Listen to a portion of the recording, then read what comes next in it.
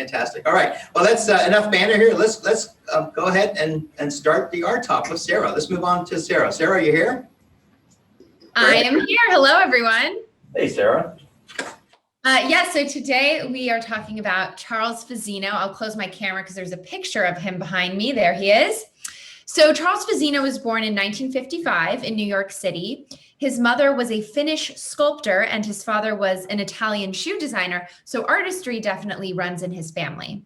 He graduated from the School of Visual Arts in Manhattan in 1977 and then began a career in art. And most of his art is silkscreen, and he's known for doing landscapes, cityscapes, and sporting events with character and detail. And as AJ and Jacques mentioned, he's kind of been labeled as a pop artist, but with kind of similarities to maybe Rockwell, Lichtenstein a little bit. But I think his art is more popular art than classic pop art. However, you'll see he does use vibrant colors and really tells a story through his work. So since 2001, Charles Fazzino's Superbowl art has been featured by the NFL, which is why we're highlighting him today as our artist. And you can see here, this is his Super Bowl 55 piece featuring the city of Tampa Bay and the Raymond James Stadium where the game is being held this year. And this is really classic Fazzino with his use of bright colors that really pop and also the really intricate and specific details of his prints.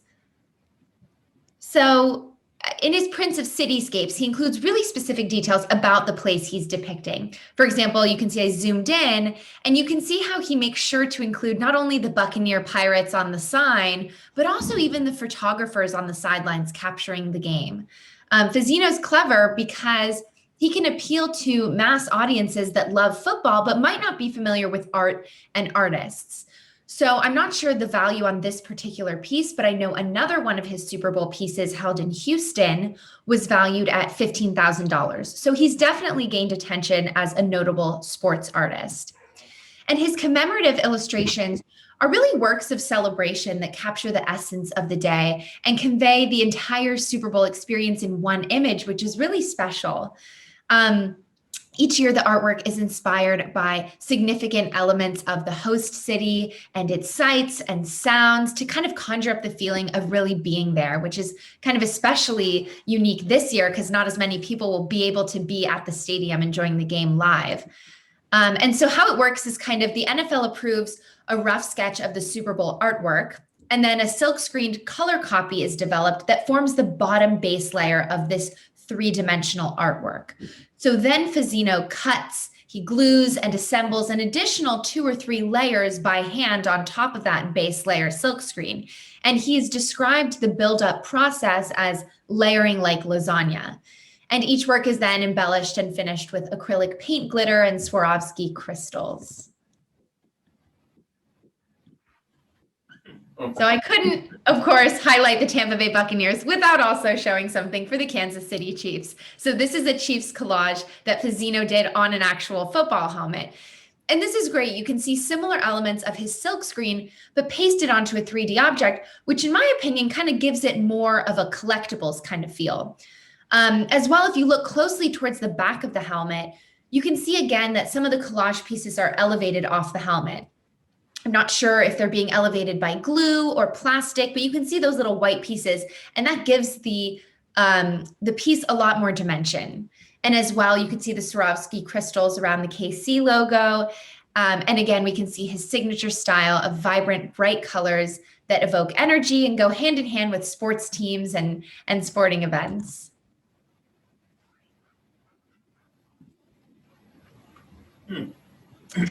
So this was a piece that Fazzino did in May of 2020 in response to the pandemic. And it's in the same style as the Super Bowl poster. Again, we see his vibrant colors, which I especially love in this piece because it sparks joy and happiness, even though it's referencing COVID. And the quote across the piece says, "This soon shall pass, and then we can all kiss, hug, celebrate, and travel again." And it's wild to think that this quote still applies almost a year later. But to make things a little more interactive today and maybe to spark some joy, I thought it'd be great if people could write in the chat the place they're most excited to travel to once the pandemic is over. So go ahead and do that. And this piece is also fantastic because 100% of the proceeds from this work went to COVID relief organizations. And as well, any galleries that have versions of this piece will also be donating their proceeds to those organizations. Okay, let's see what some people said. London, Paris. Oh, I love Paris. Anywhere. Yes, anywhere, please. I would love to travel. A cruise. Wuhan. Nice. North Carolina for my son's graduation. Oh, crossing your fingers that they go through with the graduation. I was planning to go to Greece last year with my family, which got canceled. So that's probably where I'm most excited to travel. Okay. These are all great. Canada. I love Canada. My uncle lives in Canada. Okay. So to follow with that piece, which is This Soon Shall Pass, this is titled The Best Is Yet to Come. And it's so spectacular. I feel like it's kind of a culmination of Fazzino's work. And it celebrates the world and happiness and unity and celebration and just embodies all of the things that we haven't gotten to experience this past year. And Fazzino says this piece is, quote, an expression of what the future holds for all of us and the intense joy we feel when contemplating a future world full of health, happiness, prosperity, and peace.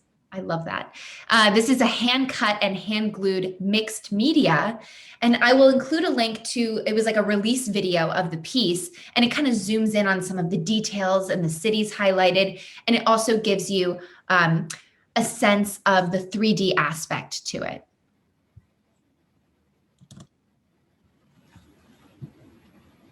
So I just wanted to quickly include this. Fazzino has coloring pages on his website of his work that you can actually print out and fill in yourself, which is a great way to have people interact with his work.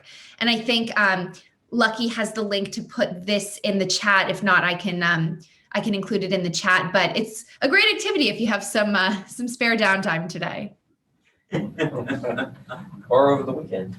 Yeah, or over the weekend. True. Get your work done this week, and you can do it over the weekend.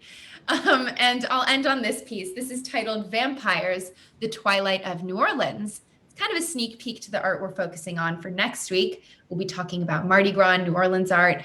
But this piece, funny enough, kind of reminds me of Edward Gorey. If you remember, he was the artist I presented on for Halloween and his spooky children's books illustrations. But even though this isn't as colorful and vibrant like the other pieces we looked at, he still has such specificity to the city he's depicting. There's a sign for Andouille sausage, Café du Monde, and just the classic French Quarter architecture that we'll get into more next week. So I hope this kind of got you excited for the Super Bowl this weekend. And I think now you'll be getting some history on the Super Bowl. Thanks, everyone. That was a lot of fun, Sarah. Thank you so much. Absolutely. Hey, put in the chat window what you think of this art. We all would be interested to hear your comments. Yeah, absolutely. In fact, AJ, one thing that I was reading an article over the last weekend, they were talking about the galleries. The one part of the arts that is actually doing extremely well are artists, galleries. People are at home. They want beautiful art in their house, and so people are there's a resurgence of interest in art of all kinds, and I think that's fantastic. Great. That is nice to hear. And we're, our art talks are one of the most popular aspects of why people tune into our weekly town hall. So It is. Good. Yeah, absolutely. Good.